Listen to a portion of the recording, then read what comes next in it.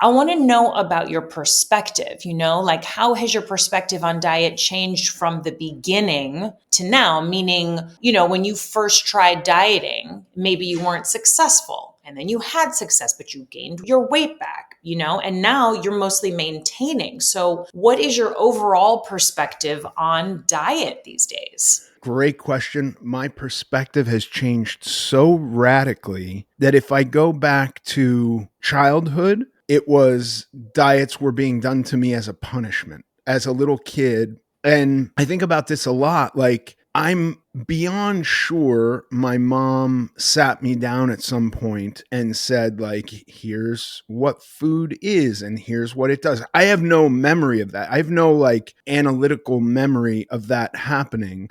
But I just know my mom's like a really good person, and I'm sure she did that time and again. But that escapes me. Diet to me largely was a punishment for my body being wrong. And if I go to like around 10 years old, I definitely was experiencing shame about my body and could tell that my body was very different than the other boys and girls. But at 5 years old, I had none of that. It was just like, something's wrong with me. I was not aware of it. I can't even say I was really even aware of my body in some kind of separate way from me. Like it's weird. Like I think about my body as this machine that I'm moving around, and often we're in contradiction with one another with what we want. My body will send an urge to whatever processing unit I am, and suddenly I'm like, no, get that thought out of your head. That's not what we're doing. That's not part of the game plan. And so I feel like there's a struggle there. At 5 years old, I existed. I didn't think about my body. There was no realization of this thing is something I have any power over. And I didn't have any power at the time. And so this was a punishment. And I didn't understand at the time that I was overweight. Like there was no sitting down with me to go like, hey, when you stand on that little box on the floor, it's spitting out a number and the doctor says that number's too high. None of that happened. It was just, you're fat, you can't eat. Like, we're going to now serve you food. You have no control of it. You don't get seconds, and just suck it up. And this is what it's going to be. And then that turned into a lot of weird diets through my childhood. So like coming out of that, when I had some autonomy, I also wasn't thinking about it actively, but I had like a deep sense of shame and guilt about my body. And I was like very hesitant to ever eat in front of people because eating was a shameful thing. And I basically just did whatever I wanted. I succumbed to all the base urges that were sent to me. If a thought occurred to me, there wasn't like battling that thought. If it occurred to me that I would feel better if I did drugs, I would go and do drugs. If it occurred to me that I'd feel better if I, went and got 3 superstars with cheese and a large fries and a milkshake, that's what I would do because it was comforting. So my first kind of attempt to diet as an adult, where I got sober and I decided that I wanted to diet and lose weight and change my body and have a completely different life. I was completely like, there were a lot of ideas in my head about food that were kind of leftovers or holdovers from my mother's weird ideas about food, but I didn't know what I was doing. And my first kind of run-in with dieting was, to some degree, like just go on super low calories and lose a bunch of weight, but then you can't do that forever. So when you're going to actively start to think about food, it was the first as an adult diet that was presented to me by a nutritionist was eat right for your blood type. And so I started to have these ideas that the food was the problem. It was just the wrong foods that I was eating.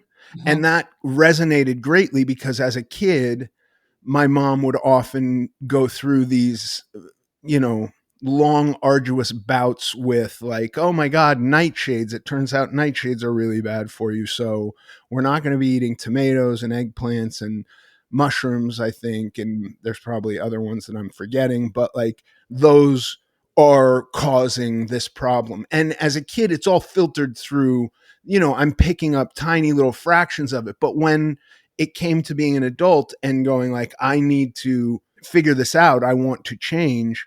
Eat right for your blood type had this resonance of the food is the problem.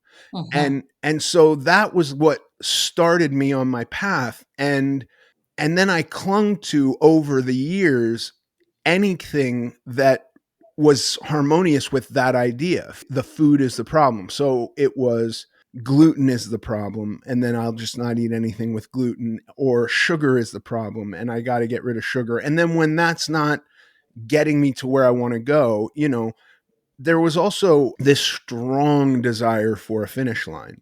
This idea that like the number of pounds, and I was kind of so obese, like I couldn't set an actual finish line. It wasn't like I started dieting and when I get to 185, I'm done.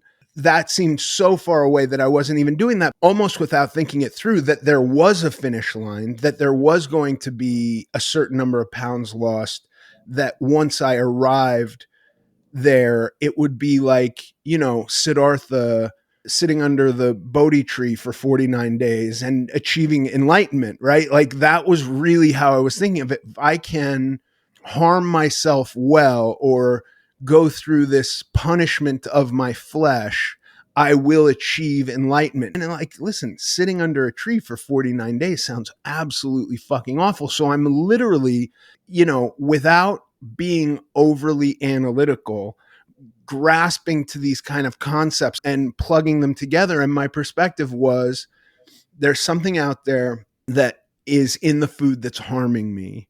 And if I can do without it, if I can exist without it long enough, I'll achieve this state and I'll be cured. I really thought of it like that. Like I have this sickness and weight loss will cure me.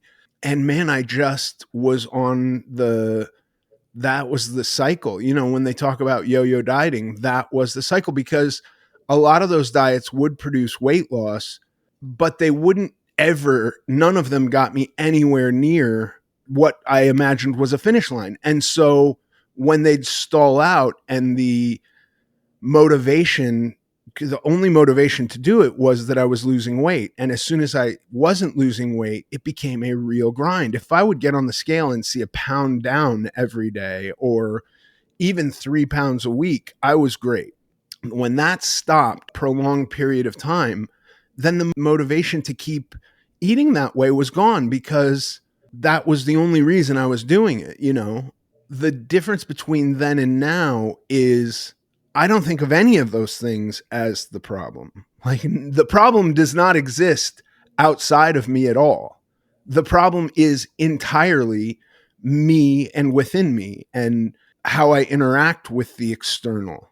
Do you know what Mhm. I mean? And Yeah. so my perspective has greatly shifted. Now, this kind of search for a finish line, when I got rid of that as an ideal, when I realized that there was not going to be any enlightenment through weight loss, that there was no solving me in that manner, it kind of was like a huge relief. Like, well, I don't have to do any of this stuff anymore. You know what I mean? Like, it's just a completely different problem than the way I perceived it 20 years ago. What, more than 20 years ago? I started dieting in 2002, and I can remember the very first day I was in Romania. I was on the phone with Brandy, and I was like, it was the weirdest thing. And I've talked about it before, but I felt like I was telling her a secret. It was the most vulnerable I've ever been, because I felt very much like if I tell her this secret, that's so odd because it's like the most objective thing ever. I am gigantic. If I tell her that I'm aware of it and I need to change, then she would become aware of it, almost like she couldn't see it. And the only way she could see it is if I told her about it. That would then, why would she want to be with me if she became aware of it? And that would ruin the relationship. But I also knew at the same time that if I don't handle it, if I don't solve it, if I don't start working on it, then I also lose her, because her life was about, going to the beach and hikes and museums and walking around. It was really an active life. And I could only keep begging off those things for so long before it was like, hey, you don't want to do anything. and you don't even really eat around me, like the whole charade and facade of my life would have fallen apart. And so her first thing to a guy who's thousands and thousands of miles away, who's like, I was distraught and going like, I need to change. I don't know what to do. I have no idea what to do. Tell me what to do. She suggested not, well, okay, don't eat bread. And I clung to that. I was like, oh my God, bread is the problem. And really, the lesson there was you can be responsible.